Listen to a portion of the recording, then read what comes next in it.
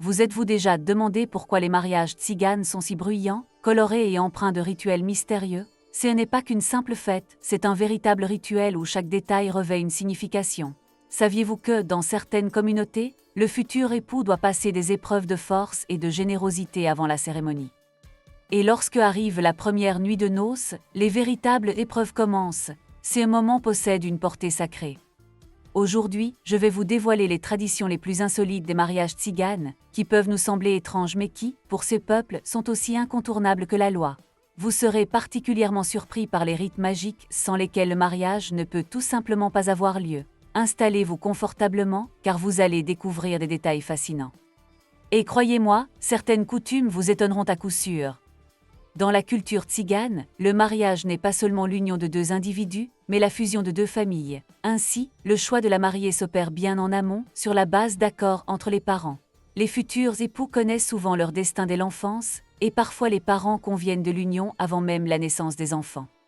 Fait curieux, dans certaines communautés, ce n'est pas seulement le statut social qui compte, mais aussi la compatibilité selon des croyances traditionnelles, signes du destin, horoscopes et vieux présages. Par exemple, des grains de beauté similaires chez la jeune fille et le jeune homme sont vus comme un bon présage, alors qu'une cicatrice apparente peut être jugée de mauvais augure. Un autre point crucial est l'âge de mariage. Les femmes se marient traditionnellement entre 13 et 16 ans, tandis que les hommes sont généralement un peu plus âgés. Cette pratique vise à garantir que la jeune fille conserve son honneur en entrant dans la famille de son époux. Si à 18 ans, elle n'est toujours pas mariée, cela suscite des soupçons et complique sa recherche de prétendants. Il est intéressant de noter que, dans certaines familles modernes, cette coutume s'assouplit et les jeunes filles peuvent se marier plus tard, surtout si elles poursuivent des études ou vivent en milieu urbain. Les parents du futur marié se rendent chez la jeune fille avec des présents argent, bijoux ou même animaux de la ferme. Si la famille de la fiancée donne son accord, les préparatifs de la cérémonie commencent. Dans certaines communautés, le marié offre à la famille de la promise un câlin, une forme de dot symbolisant sa gratitude envers sa future épouse. Ce cadeau peut comprendre des objets précieux, de l'or, voire des biens immobiliers. Dans les familles aisées, le montant du câlin peut atteindre la valeur de plusieurs maisons, tandis que dans les communautés plus modestes, de simples offrandes symboliques suffisent. Ces traditions soulignent que le mariage est un événement social déterminant l'avenir des deux familles. Dans la culture tzigane, la mariée doit non seulement accepter l'union, mais prouver qu'elle mérite d'être épouse. Elle doit accomplir diverses épreuves avant le mariage. L'une des plus réputées est la vérification de ses compétences domestiques. Elle doit démontrer qu'elle sait cuisiner, nettoyer, coudre et gérer un foyer. Parfois, elle prépare un repas festif pour toute la famille du marié, lequel est jugé par les femmes aînées. Si le plat ne satisfait pas aux attentes, elle fait l'objet de moqueries et autrefois, la cérémonie pouvait même être reportée. Dans certaines régions, la future épouse doit porter des seaux d'eau sur une perche d'épaule sur une certaine distance, une épreuve de force et d'endurance. Ailleurs, elle caude elle-même sa robe de mariée pour prouver sa patience et son assiduité. Dans d'autres familles, on lui demande de nettoyer rapidement la demeure du marié afin de démontrer ses talents ménagers. Un autre test essentiel porte sur le respect des aînés. La mariée se tient debout pour saluer sa belle-mère et les autres anciens, leur sert la première part de nourriture et ne parle qu'avec permission. Dans certaines familles très traditionnelles, elle passe un examen oral sur les valeurs et coutumes du clan du marié. Les familles modernes pratiquent ces rites de manière plus symbolique, mais beaucoup de jeunes filles tziganes passent encore ces épreuves pour montrer qu'elles sont prêtes à leur nouveau rôle. Si la mariée prouve sa maîtrise des tâches ménagères et sa modestie, le marié doit démontrer qu'il saura pourvoir aux besoins de sa famille et protéger son épouse. Dans les communautés traditionnelles, il affronte une série de défis illustrant sa force, son endurance et sa capacité de soin. L'une des épreuves les plus courantes consiste en un test de force physique. Dans certaines régions, le futur marié doit soulever ou porter un objet lourd, sac de grains, tronc d'arbre, voire un membre de sa famille. Dans d'autres, un combat de lutte l'oppose à un rival pour prouver qu'il peut défendre sa compagne de toute menace. Des épreuves d'agilité, comme attraper une poule ou réaliser rapidement une tâche complexe, sont également fréquentes. Dans certains foyers, on juge sa maîtrise de l'équitation, car la monte à cheval est une compétence très estimée. Un jeune homme incapable de se tenir avec assurance en selle peut être jugé inapte au mariage. Mais la force ne suffit pas. Le marié doit aussi témoigner de sa générosité. Il offre des présents somptueux à la fiancée et à sa famille, bijoux en or, argent ou objets de valeur. plus le don est riche, plus il démontre sa volonté de prendre soin d'elle. Dans certaines communautés, un test d'argent consiste à inonder de billets les musiciens ou les proches de la mariée lors de la fête. Bien que les tziganes contemporains soient moins rigoureux sur ces rites, beaucoup préservent encore ces épreuves pour souligner qu'un époux doit être à la fois fort, généreux, travailleur et respectueux des traditions. L'un des rituels les plus spectaculaires et controversés est l'enlèvement symbolique de la mariée. Selon la région, ces rites se déroulent différemment, mais l'objectif demeure le même, prouver que le marié est suffisamment déterminé pour conquérir sa future épouse. Avec l'accord préalable des parents de la fiancée, la jeune femme disparaît de son foyer pour réapparaître chez le marié, où l'on annonce qu'elle est désormais son épouse.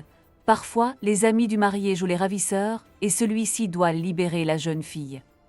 Dans la majorité des CAS, la fiancée consent au stratagème. En se laissant prendre, elle manifeste tacitement son accord au mariage. Dans les familles très traditionnelles, une mariée récupérée ne peut pas retourner auprès de ses parents sans leur causer honte et déshonneur. C'était autrefois un moyen courant de conclure une union, même contre la volonté initiale des familles. Dans les milieux urbains, le rituel se transforme en jeu festif où le marié doit racheter la mariée auprès de ses amis. Pourtant, dans certaines communautés, l'enlèvement symbolique demeure un pilier du mariage, illustrant la place de l'homme en tant que conquérant résolu. Un mariage tzigane n'est pas une simple réception, mais un festival pouvant durer plusieurs jours. Plus le nombre d'invités est élevé, plus le spectacle est grandiose, car une présence nombreuse reflète la prospérité de la famille. Dans certains clans, des centaines de convives sont attendus, et chacun doit non seulement assister, mais participer activement. La musique résonne sans interruption, les danses se prolongent jusqu'à l'aube, et les tables croulant sous les mets. Le but est de montrer que les nouveaux époux forment une force puissante. Les anciens du clan jouent un rôle essentiel. Ils bénissent les mariés, veillent au respect des coutumes et arbitrent tout conflit éventuel. Dans certaines régions, la fête débute par une cérémonie de bénédiction parentale. Les jeunes mariés embrassent tour à tour les mains de leurs parents et reçoivent des vœux pour une vie heureuse. Souvent, des présents symboliques accompagnent ces paroles. Les habits de noces ne sont pas de simples vêtements, mais des symboles de statut, de richesse et de fidélité aux traditions. La robe de la mariée étincelle de couleurs vives, de strass, de broderies, de paillettes, voire de petits miroirs. Plus la robe est somptueuse et lourde, parfois plus de 10 kilos, plus elle révèle l'opulence familiale. Certaines mariées commandent jusqu'à 3 robes, une pour la cérémonie, une pour le banquet et une autre pour les danses. Les bijoux sont tout aussi indispensables. Or, larges bracelets, bagues et colliers brillent de mille feux, attestant de la capacité financière de la famille. Fréquemment, il s'agit de pièces de famille, transmises de génération en génération, symboles de lignée et de beauté.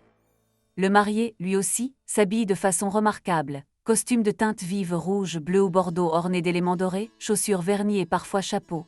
Une chaîne d'or ou une bague souligne sa maturité et son engagement matrimonial. Dans les clans plus traditionnels, il porte une chemise brodée et un gilet artisanal, marqueur du style national. Aucune noce tzigane ne se conçoit sans danse enflammée et musique live. Ce n'est pas qu'un divertissement, mais un rituel où chaque pas et chaque note recèlent une portée symbolique. Le premier pas des épouses initie leur nouvelle vie, d'abord lent, puis cadencé sur des airs populaires portés par le violon, la guitare et le tambour.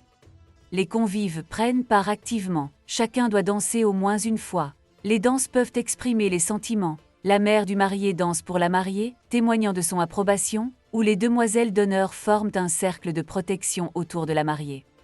Les musiciens occupent une place d'honneur. Ils ne se contentent pas de jouer, ils orchestrent la fête, modulant l'ambiance et assurant le succès de la célébration. Les meilleures fanfares tziganes, réputées dans plusieurs régions, sont parfois convoquées à des centaines de kilomètres.